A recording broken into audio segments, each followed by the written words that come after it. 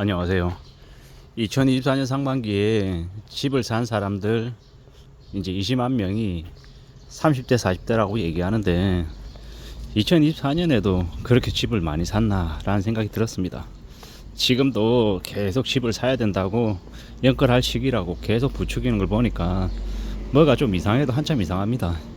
왜 이렇게 이 신문사 언론사들이 저렇게 집을 사야 된다라고 떠들썩하게 총공세하는 뉴스들이 나오는 걸까요?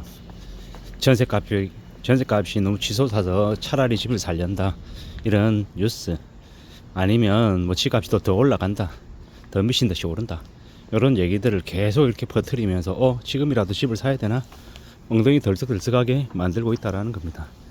뭐 대출이 되게 잘 나온다는 등, 지금 집을 안 사면 또 영원히 집 살 기회를 다 놓친다는 등, 이런 말도 안 되는 얘기를 하는데 우리가 그 지역에 가보지 않고 뉴스로만 들으면 정말로 뉴스가 사실인 것처럼 착각하고 오해하고 할 수 있는 그런 여지가 많이 생기는 것 같습니다.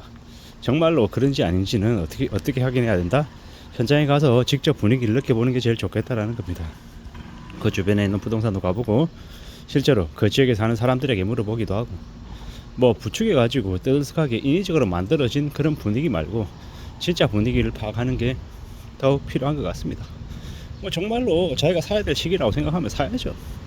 뭐 남들이 뭐라 하든 간에 각자 집을 사고 팔고 하는 거는 개개인의 판단이고 결정이기 때문에 개인이 결정하면 됩니다. 다만 언론에서 너무 과도하게 얘기하는 그 얘기를 듣고 거기에 취해서 따라가는 건 좀 별로라는 생각이 드는 겁니다. 물론 저는 과거를 되돌아보면 계속 집값이 너무 높다, 집값이 내려가야 된다, 이런 주의였습니다. 부끄럽게도 2014년 15년에도 집값이 높은 거라고 생각을 했었는데, 반성해 보건대 그때는 그냥 제 개인적인 생각들이 좀 더 많았던 것 같고, 그때는 대략 집값이 가장 낮았던 시기였던 것 같고요. 지금은 적어도 그때 10년 전에 제가 그냥 개인적으로 느꼈던 생각과는 좀 많이 차이가 있는 것 같습니다. 왜냐? 지금은 제가 그냥 하는 얘기가 아니라 서울 기준의 주택구입 부담지수라고 하는 게 있는데, 현재도 150이 넘습니다.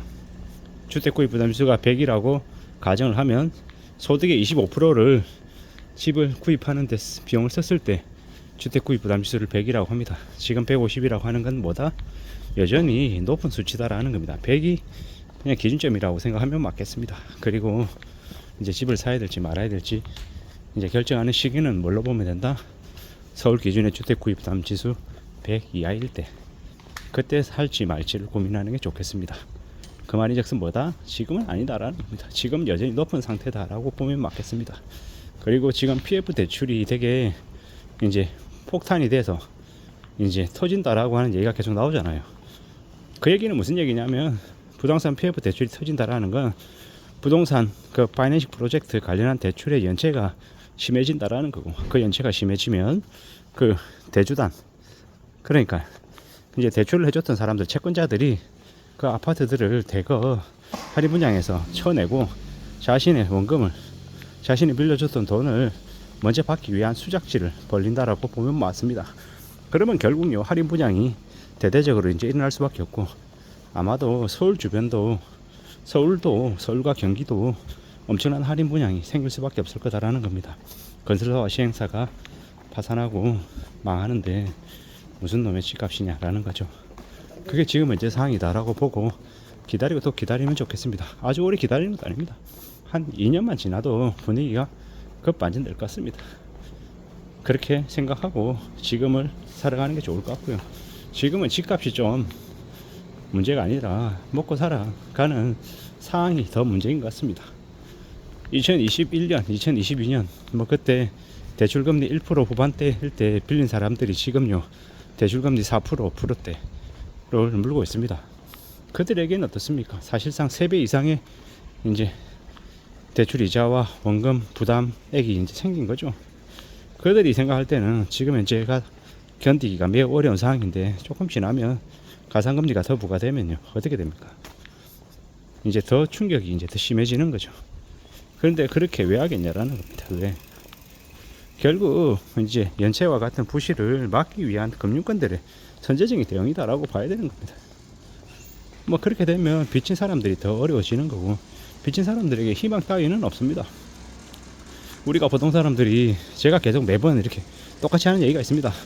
월급이 400만 원씩 받는 사람 2명 있는데, A는 주택담보대출 원리금 200만 원 내는 사람이고, B는 아무것도 없이 그냥 빚이 없이 그냥 월급만 가지고 사는 사람이다라고 하면, A는요 가처분 소득이 200만 원이고 B는요 400만 원이고 생활 수준이 2배로 이제 벌어지게 돼 있다라는 겁니다. 만약에 근데 B가 만약에 뭐 월세나 아니면 채권 이자나 배당으로 만약에 200을 더 받는다라고 하면, A는 200만 원, B는 600만 원이 되는 이제 엄청난 마법이 벌어지는 거죠. 뭐 설명하기 쉽게 하려고 그냥 극단적인 예시를 들은 겁니다. 하지만 잘 따져볼 필요가 있다라는 거. 왜냐, 빚이 얼마나 무섭냐라는 걸 이제 말씀드리기 위함입니다. 한 번도 아니고 20년, 30년, 40년을 담보대출을 받아가지고 원리금을 갚는다라고 하면 그 사람의 삶은요 매우 우울합니다. 내가 번 돈이 400인데 그 중에서 200을 떼서 원리금 갚는데 은행에 상납한다라고 생각하면 얼마나 기분이 안 좋겠습니까? 그걸 만약에 그렇게 하지 않았으면 자기가 고스란히 다 쓸 수 있는 돈인데 쓰지도 못하고 은행에 30년, 40년 동안 갖다 준다라고 생각하면 누가 기분이 좋겠냐라는 겁니다. 그게 현실입니다. 지금 주택담보대출을 받은 30년, 40년짜리 대출 받은 사람들의 현실이 그러하다라는 겁니다. 30년, 40년 동안 은행에 상납하면서 어떻게 사냐, 생각만 해도 끔찍한데요. 그렇기 때문에 절대로 빚지지 말라는 말씀을 좀 드리고 싶은 거고, 빚낼 생각하지 말고 제발 좀 돈 모아가지고 뭘 생각해라. 그리고 자신이 감당할 수 있는 범위액것만 신경 써라. 자기가 감당할 수 있는 수준이 아닌데 너무 큰 욕심을 부리면 그 욕심 때문에 무너지는 일이 생긴다 라는 이야기도 좀 드리는 겁니다. 너무 극단적으로 너무 크게 뭔가를 벌릴 생각도 안 하는 게 좋겠습니다. 신중하게, 또 신중하게 천천히 사력 있게 생각하고, 지금은 뭐 해야 되는 시기입니까? 지금은 생업을 지켜야 되는 시기입니다. 자기 일자리를 지키고 자기 자리를 절대로 남에게 내어줘서는 안 되는 시기다라고 말씀드리고 싶습니다. 천천히 두고 보고 기다리고 살펴보면 될 것 같습니다. 그게 더욱더 필요한 거지. 지금은요 쉽게 섣불리 빚내 가지고 집 살 시기가 못 된다. 서둘러서 빚내서 집 산 사람들이 앞으로의 인생이 뭐가 잘못됐다라는 걸 알기 시작해도 그걸 바로잡을 수 있는 시간들이 금방 오지 않습니다. 꽤 오랜 기간 동안 허덕이고 힘들어질 거다라는 생각을 하며 지내야 될 것 같습니다. 참 많은 생각들이 듭니다. 이게 뭔가 싶고요. 앞으로 더욱더 우려하고 염려하면서 살아가야 될 것 같습니다.